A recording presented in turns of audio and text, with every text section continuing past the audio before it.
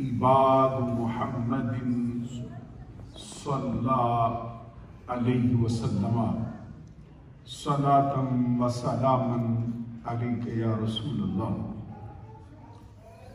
معزز و محترم مشائخ و علماء اسلام و معزز و محترم حاضرین و سامعین، حضور امام الاولیاء سرتاج الاصفیاء زبدۃ العارفین قدوۃ السالکین غوث زمان مجدد برحق حضور حاجی نوشہ گنج بخش رضی اللہ تعالی عنہ کے 379ویں عرس مبارک کی تقریب میں حاضری کا شرف و اعزاز حاصل ہو جانا ہمارے لیے دین اور دنیا اور آخرت کے فائدے کا سبب ہے۔ آج کی تقریب کی صدارت آفتاب رشد و ہدایت، مہتاب علم و حکمت، عالمی مبلغ اسلام، پیر طریقت، رہبر شریعت حضور پیر سید معروف حسین شاہ صاحب عارف نوشاہی قادری دامت برکاتہم العالیہ والقدسیہ کے حکم سے اور آپ کی تلقین سے، آپ کی نیابت کے فرائض انجام دیتے ہوئے آپ کے ہونہار، لائق اور فائق فرزند ارجمند پروردہ آغوش ولایت فخر السادات صاحبزادہ والا شان اہل سنت کے ابھرتے ہوئے نوجوان مذہبی سکالر فضیلت الشیخ حضرت صاحبزادہ پیر سید احسن شاہ صاحب شاہی قادری دامت برکاتہم العالیہ والقدسیہ فرما رہے ہیں، اور اپنے پیر و مرشد اور اپنے والد مکرم کے ہی انداز میں اور انہی کی اداؤں کے ساتھ اپنے ماننے والوں کی دستگیری فرما رہے ہیں۔ میری دعا ہے کہ اللہ تبارک و تعالیٰ اس آستانے کی بہاروں کو تا قیام قیامت اسی طرح برقرار فرمائے، اور ان کا آنے والا ہر دن ان کے لیے حضور نوشہ گنج بخش رضی اللہ تعالیٰ عنہ کے فیض کے مظہر ہونے کے لیے بلندی کا سبب فرمائے۔ اہل سنت کے علماء کے خطابات آپ سماعت فرما چکے ہیں۔ جس عقیدت و محبت سے آپ نے شرکت فرمائی ہے، بالکل اسی محبت اور اسی پیار اور اسی عقیدت کے ساتھ میں بھی حاضری کا شرف و اعزاز حاصل کر رہا ہوں۔ حضور پیر صاحب کے لیے ایک حدیث نبی اکرم صلی اللہ علیہ وسلم کی ہے، وہ آپ کی نظر کرنا چاہتا ہوں۔ طبرانی کبیر میں حضور نبی اکرم صلی اللہ علیہ وسلم کا فرمان ہے لیس شیء خیر من الف مثلہ الا الانسان. ایک مرتبہ پھر پڑھتا ہوں تاکہ آپ کو سمجھ آ جائے میں نے کیا پڑھا. لیس شیء خیر من الف مثلہ الا الانسان. اس کا مطلب یہ ہے کہ کسی بھی جنس میں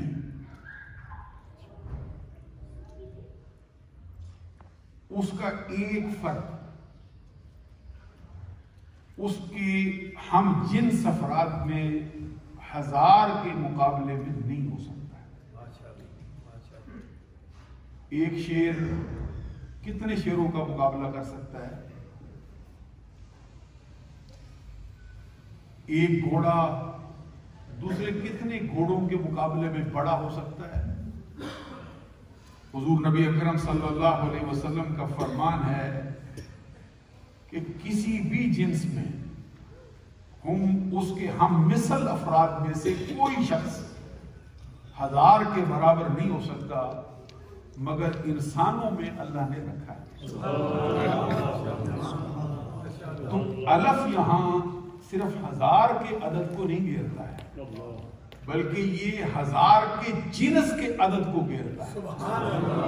اس کا مطلب یہ ہے کہ انسانوں میں اللہ نے ایسے انسان بھی پیدا کیے ہیں جو انسانوں میں سے لاکھ افراد سے بھی تنہا بھاری ہو.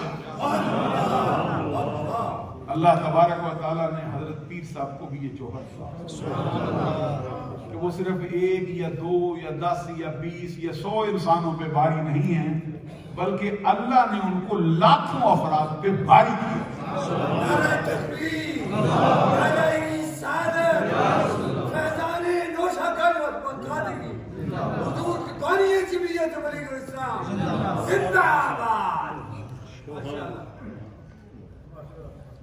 پھر آپ کو معلوم ہے کہ بڑی بڑی ہستیوں کے جو ان کی جو اولاد ہوتی ہے وہ بھی بڑے افراد ہیں. ایک سے بڑھ کر ایک ہوتا ہے. سب میں اپنے باپ کا جوہر موجود ہوتا ہے. سب میں آپ کے نسب کا جو خصوصی حصہ ہے اس کا کچھ نہ کچھ موجود ضرور ہے. جیسے فرماتے ہیں کہ الشجرۃ تعرف بثمرها کہ درخت اپنے پھل سے پہچانا جاتا ہے.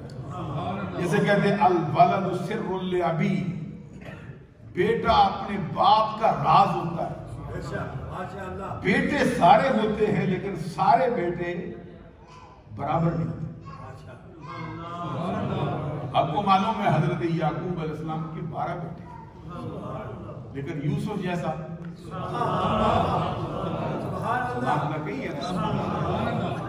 بات کوئی ایسی نہیں بھائی جو نہ سمجھ میں آنے والی ہو یا مثال سے ہٹ کے ہو گئی ہو.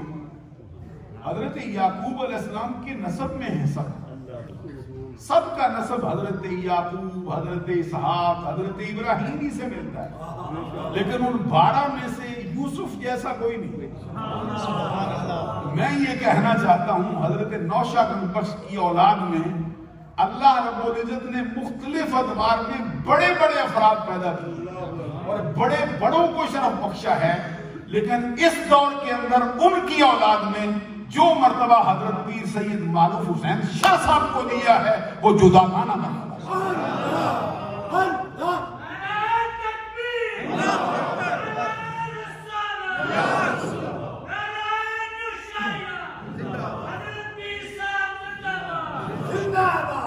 حضرت پیر صاحب ان دنوں میں ایام پیری میں ہیں اور علیل ہونے کے باوجود بھی وہ اپنے تمام چاہنے والوں کے دلوں میں گھر کیے ہوئے اور ہر شخص میں ان کی باقاعدہ نظر ہے اور ان کی تعلیم میں اور ان کی تربیت میں انہوں نے جان ڈالنے کے لیے اپنے نور نظر اپنے دل کے ٹکڑے حضرت پیر سید محمد احسن شاہ صاحب شرافت نوشاہی کو اب قوم کے لیے اپنا نائب اور اپنا خلیفہ اور اپنا جانشین میں یہ سمجھتا ہوں کہ جو پیر کو صحیح ماننے والا ہوتا ہے اس کی نظر میں اگر اس کا پیر اور اس کا قائم کردہ جانشین الگ الگ ہستیاں ہوں تو وہ مرید کہلانے کے لائق نہیں۔ پیر کے مرید کے لیے یہ ضروری ہے کہ وہ جس نظر سے اپنے پیر کو دیکھتا ہے اسی نظر سے اس کے بیٹے کو دیکھتا ہوں، اس کے جانشین۔ میں یہ برملا طور پہ کہنا چاہتا ہوں کہ ظاہری طور پر دیکھنے میں تو سید آسن شاہ صاحب ہی نظر آتے ہیں، لیکن جو حقیقت کی نگاہ رکھنے والا بندہ ہے وہ دیکھتا ہے کہ ظاہری طور پر یہ شہزادے بیٹھے ہیں، حقیقی طور پر پیر سید معروف حسین شاہ صاحب خود بیٹھے ہیں۔ نعرہ تکبیر، نعرہ رسالت، شہزادے بھائی تبلیغ الاسلام، قبلہ پیر صاحب زندہ باد۔ قرآن پاک کی مشہور اور معروف آیہ کریمہ کا ایک حصہ میں نے پڑھا ہے، اس کا ترجمہ بھی میں اپنی گفتگو میں بطور سہارا پیش کرنا چاہتا ہوں۔ اللہ تبارک و تعالیٰ کا فرمان ہے والذین آمنوا واتبعتہم ذریتہم بایمان، وہ لوگ جو ایمان لائے اور ان کی اولاد نے ایمان میں ان کی پیروی کی، وہ لوگ، یہ اللہ تبارک و تعالیٰ کا قرآن ہے، والذین آمنوا واتبعتہم ذریتہم بایمان الحقنا بہم ذریتہم وما علتناہم من عملہم من شیء، وہ لوگ جو ایمان لائے اور ان کی اولاد نے ایمان میں اپنے آباء و اجداد کی پیروی کی، اپنے والد، اپنے دادا، اپنے پردادا، اپنے جد اعلیٰ کے ایمان میں ان کے پیروکار ہوئے، ان کے پیچھے پیچھے چلے، ہم نے ان کی اولاد ان کے ساتھ ملا دی ہے۔ الحقنا بہم ذریتہم، اور ساتھ ہی فرمایا وما علتناہم من عملہم من شیء، اور ان کے آباء و اجداد کے اجر و ثواب میں کسی قسم کی کمی کیے بغیر جو مرتبہ ان کے آباء و اجداد کا ہوگا بعد الوصال وہی مرتبہ ان کے چاہنے سے ان کی اولاد کو بھی عطا فرمائے۔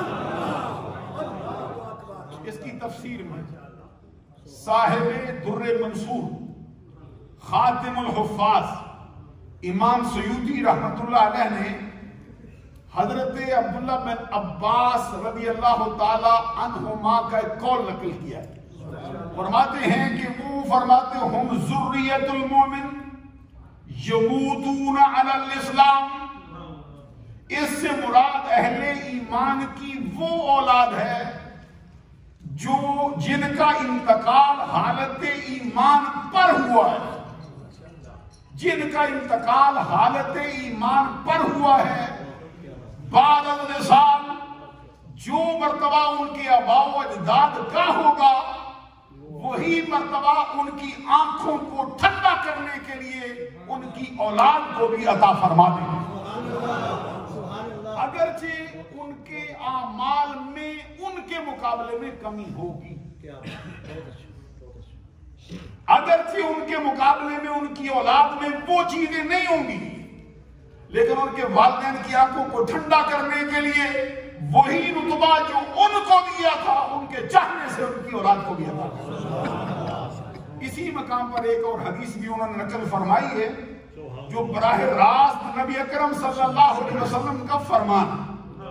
حدیث کے الفاظ ہیں اذا دخل الرجل الجنت سأل عن ابویہ وذریتہ وولدہ وفی روایت ومحبی، جب بندہ مومن جنت میں داخل ہوگا تو جنت کا جائزہ لے گا، جنت کو ملاحظہ کرنے کے بعد پوچھے گا مجھے جنت میں لے آئے ہو، بتاؤ میرے والدین کدھر ہیں؟ معلوم ہوا کہ حاجی نوشہ گنج بخش رضی اللہ تعالی عنہ کو جنت میں جو مرتبہ ملے گا وہاں پہ وہ اپنے والد کو بھی ڈھونڈیں گے، اپنی اولاد کو بھی تلاش کریں گے۔ حدیث کا فرمان ہے، سرکار دو جہاں صلی اللہ علیہ وسلم فرماتے ہیں جب بندہ جنت میں داخل ہوگا پوچھے گا بتاؤ میرے والدین کدھر ہے، بتاؤ میری اولاد کدھر ہے، بتاؤ میرا فلاں فلاں بیٹا کدھر ہے۔ اسی پر بس نہیں کیا بلکہ بعض روایات میں یہ جملہ بھی ملایا گیا، یہ بھی پوچھے گا بتاؤ میرا فلاں فلاں چاہنے والا کدھر ہے۔ اذا دخل الرجل الجنت سأل عن ابويه وذريته وولده ومحبه، ایک ایک کا پوچھتا جائے گا بتاؤ بتاؤ فلاں کون کدھر ہے، فلاں کدھر ہے۔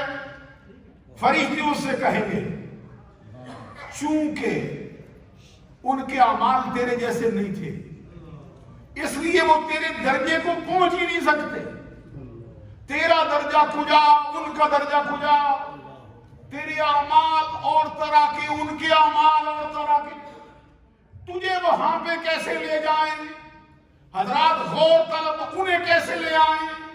غور طلب بات ہے۔ حدیث میں فرمایا گیا وہ بندہ فرشتوں کو چھوڑ دیتا ہے، براہ راست رب سے کہتے یا ربی قد عملت لی ولہم، اے مولا تجھے تو معلوم ہے میں نے جو نیک اعمال کیے ہیں صرف اپنے لیے نہیں کیے بلکہ اپنے والدین کے لیے بھی کیے، اپنی اولاد کے لیے بھی کیے ہیں، اپنے بیٹوں کے لیے بھی کیے ہیں اور اپنے چاہنے والوں کے لیے بھی کیے۔ قد عملت لی ولہم، میرے یہ عمل نیک صرف اپنے لیے نہیں ہوئے، اپنے آباء و اجداد کے لیے بھی کیے ہیں، اپنی اولاد کے لیے بھی کیے ہیں، اپنے چاہنے والوں کے لیے بھی کیے ہیں۔ اب فیصلہ مولا تیرے قبضے میں ہے، مجھے بتا میرے ساتھ کیا سلوک کرتا ہے۔ حدیث میں فرمایا گیا فَيُؤْمَرُ بِإِلْحَاقِهِمْ بِهِ، اللہ کا حکم ہوگا میرا یہ بندہ جس کو چاہتا ہے اس کو اسی کے ساتھ ملا، جب تک یہ راضی نہ ہو جائے اس وقت تک سلسلہ کرم جاری۔ معلوم ہوا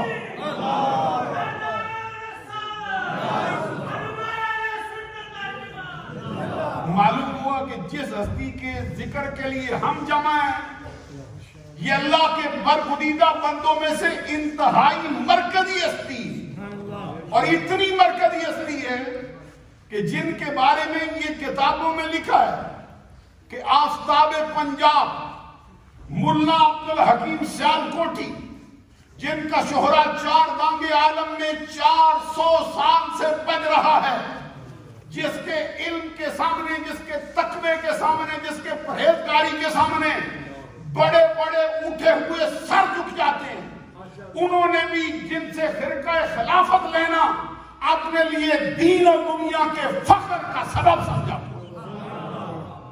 جن کے بارے میں شیخ عبدالحق، شیخ محقق الطلاق بالاتفاق شیخ عبدالحق محدث دہلوی نے اپنی شہرۂ آفاق کتاب اخبار الاخیار میں لکھا، فرماتے جواد طریق المحبت مولا اماں حاجی محمد بدعائے سلامتی احوال و سعود مدارج کمال مشغولاً، کہتے ہیں محبت کے راستے کے سبق رفتار شخص، محبت کے راستے پر چلنے والوں میں سب سے سبقت لے جانے والے شخص میرے مولا، میرے آقا حاجی محمد نوشہ گنج بخش ان دنوں اپنے احوال کی سلامتی کی دعا کرنے میں اور اپنے مدارج میں کمال کو پہنچنے میں اپنے معاملات کے اندر مشہور دکھائی دیتے ہیں۔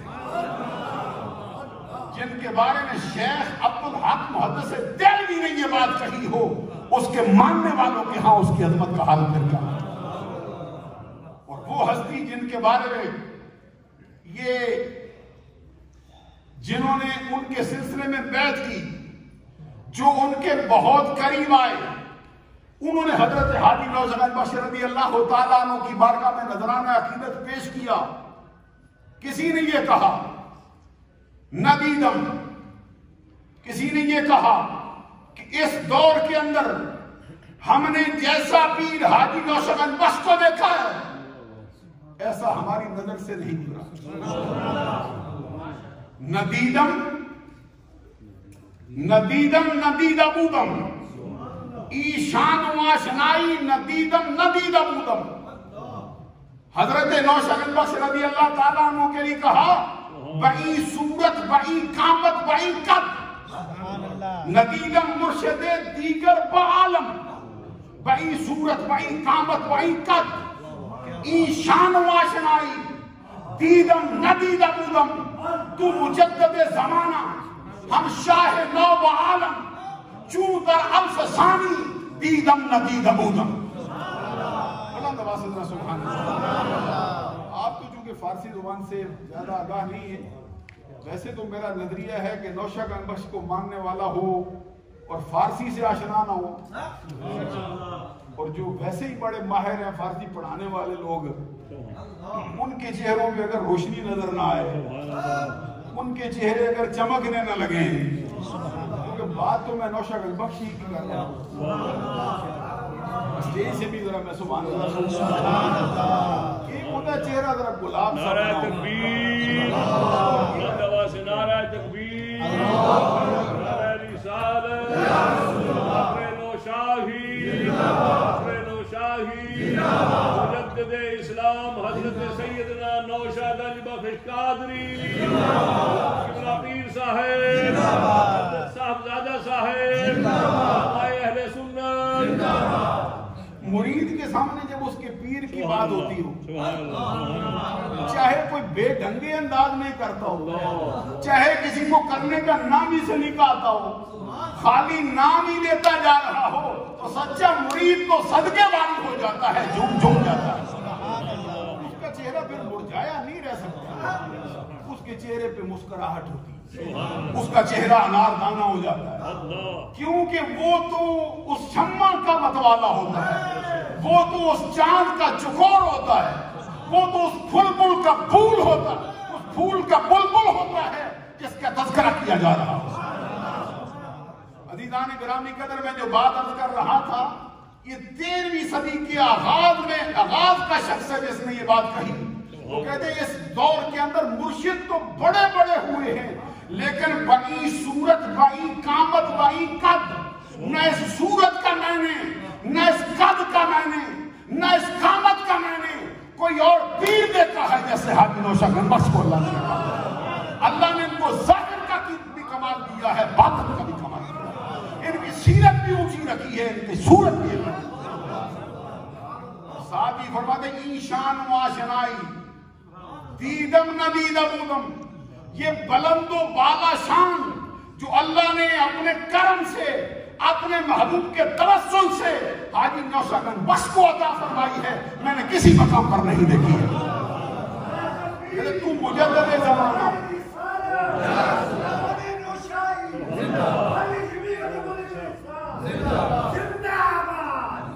آپ اس دور میں دیکھیے حضرت نوشگن بخش رضی اللہ تعالیٰ عنہ کو آج سے 300 برس پہلے ان کے زمانے کے متصل بعد آنے والے لوگوں نے بھی بیک زبان کہا تم مجدد زمانہ، ہم شاہ نو و عالم. فرماتے ہیں آپ وقت کے مجدد پر حق ہیں، آپ مجدد اعظم ہیں، اور زمانے میں دین کے بھی دنیا کے بادشاہ ہیں. اور کہتے ہیں چو در الف ثانی، جو در الف ثانی کا الف کا مطلب ہوتا ہے ہزار. یہ الف نہیں ہوتا، یہ الف ہوتا ہے لام کے زبر کے ساتھ میں، جیسے قرآن میں فرمایا لیلۃ القدر خیر من الف. الف کا مطلب ہزار، ثانی کا معنی ہے دوسرا ہزار، یعنی دوسرے ہزار میں جیسا ہم نے آپ کو دیکھا ہے ویسا مجھے کوئی اور دکھائی نہیں دیتا. تو در الف ثانی دیدم ندید بودم، تو مجدد زمانہ ہم شاہ نوب عالم. عزیزان گرامی قدر، حضور مجدد برحق حضرت حاجی نوشہگنج بخش رضی اللہ تعالیٰ عنہ کے ترانے اس وقت سے لے کر آج تک گائے جا رہے ہیں، جہاں تک کہ میاں محمد بخش عارف کھڑی نے بھی بڑی اونچی بات کہی ہے. وہ کہتے ہیں واہ واہ نوشہ سونا ولی جنا دی جنگ. بلند آواز سے کہتے سبحان اللہ. واہ واہ نوشہ سونا ولی جنا دی جنگ، ونڈے توڑے فیض سے کابل توڑی بانی. عزیزان گرامی قدر، جس کی جنگ میں، جس کی بارات کے اندر اولیاء کاملین آئے بیٹھے، ولی تو ایک تلاش کرنا بڑا مشکل ہوتا ہے. حضرت میاں محمد بخش کہتے ہیں حاجی نوشہگنج بخش کو اللہ نے وہ مرتبہ دیا ہے کہ جہاں وہ بیٹھتے تھے اور جس پہ ان کی نظر پڑ جاتی تھی، وہ ذرہ ہو تو ستارہ بناتے تھے، وہ قطرہ ہو تو کوہر آبدار بناتے تھے. اور اس فیض کو ہم نے اس دور کے اندر پیر صاحب کے ہاں بھی دیکھا ہے. یہاں بھی ہم نے دیکھا ہے کہ نقش بندی بھی آتے ہیں، قادری بھی آتے ہیں، سہروردی بھی آتے ہیں، رضوی بھی آتے ہیں، مجددی بھی آتے ہیں. اور حضرت پیر صاحب کی نگاہ ہر کسی کو پالتی دکھائی دیتی ہے. خود حضور نوشہگنج بخش رضی اللہ تعالیٰ عنہ کا جو پیغام ہے اس میں دور اپنے مریدوں کے لیے، اپنے سلسلے کے لیے، آپ فرماتے ہیں صوفی وہ ہے جو صفا والا ہو. صوفی وہ ہے جو صفا والا ہو. تو جو صوفیوں کے لیے مسئلہ حل ہو گیا. صوفی ہوگا وہ جس کو صفائی حاصل ہو. یہ صفائی کیسے حاصل ہوتی؟ اس کو پھر آپ نے ویسے ہی نہیں چھوڑ دیا. فرمایا صفائی شہوتوں کے رد کرنے سے حاصل ہوتی.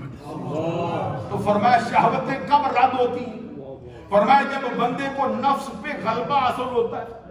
تو نفس پہ غلبہ حاصل کرنے کے لیے کیا چاہیے؟ فرمایا اس کو 3 چیزیں چاہیے.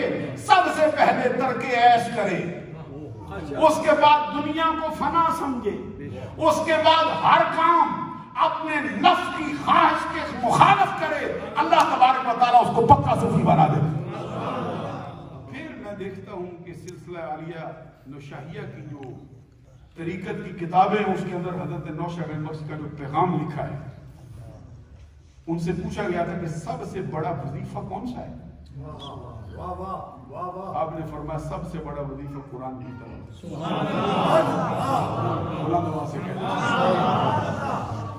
اور وہ جو آپ کا فرمان ہے جس میں فرماتے ہیں کہ جیڑا قائم شرع تھے سوئی مرد فقیر، جیڑا قائم شرع تے سوئی مرد فقیر، جیڑا قائم شرع تے سوئی مرد فقیر، آنکھیں نوشہ قادری غیر شرع بے پیر. میں آپ سے یہ کہنا چاہتا ہوں کہ سلسلہ عالیہ نوشاہیہ کے اندر وقت گزرنے کے ساتھ ساتھ کہیں نہ کہیں کسی نہ کسی مقام پر کچھ ذوف پیدا ہوا تھا، اور اس کو شریعت پر کار بند کرنے کا جو سہرا ہے وہ 2 بندوں کے ساتھ. ایک حضرت ابو الکمال برق نوشاہی ہے، دوسرے حضرت پیر سید معروف حسین شاہ آٹھ.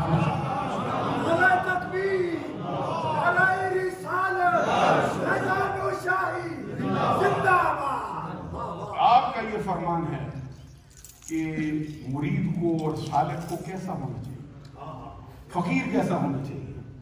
اور میں 3 باتیں اس میں نہ ہوں تو وہ فقیر کہلانے کے لائق. سب سے پہلی بات یہ ہے کہ پردہ پوش ہو، عیب نہ ڈھونڈتا پھرتا ہو. کسی سے کوئی خطا ہو جائے پھر اس کو 10 سال پہلے کی 12 سال پہلے کی باتیں نہ یاد کرواتا ہو. پردہ پوش ہو، راضی برضا رہتا ہو، توکل بر خدا کے راستے پر قائم. عزیزان گرامی قدر یہ حضور نوشہگنج بخش رضی اللہ تعالیٰ عنہ کا پیغام ہے، وہی حضرت پیر صاحب کا فرمان ہے. اسی راستے پہ چلے ہوئے ہیں کہ حضور نوشہگنج بخش رضی اللہ تعالیٰ عنہ نے فرمایا کہ سچی شرع رسول دی، غیر شرع سب جھوٹے. نوشہ کے غیر شرع خیر نہیں چھوٹے. دوسرے مقام پہ فرماتے ہیں من نہیں غیر شرع جس شرع نہ منی. تیسرے مقام پہ فرماتے ہیں غیر شرع جو پیر سو پیر نہ کہیے. یہ حضرت نوشہ گنج بخش رضی اللہ تعالیٰ عنہ کا پیغام ہے، اور یہی پیغام حضرت پیر صاحب نے 4 گانگ عالم میں عام کیا ہے. اس کا منہ بولتا ثبوت آپ دیکھتے ہیں کہ ایک بریڈ فورٹ جیسے چھوٹے سے شہر کے اندر 18 مساجد، 18 مدارس، 18 مراکز کا جو نظام ہے اس کو عمل میں لائے تاکہ سرکار دو جہاں صلی اللہ علیہ وسلم کی شریعت کو فروغ ہو. دوران گفتگو مجھ سے کوئی چھوٹی بڑی غلطی صادر ہوئی ہو، اللہ سے آپ لوگوں سے معافی کا طلبگار ہوں. وآخر دعوانا الحمدللہ.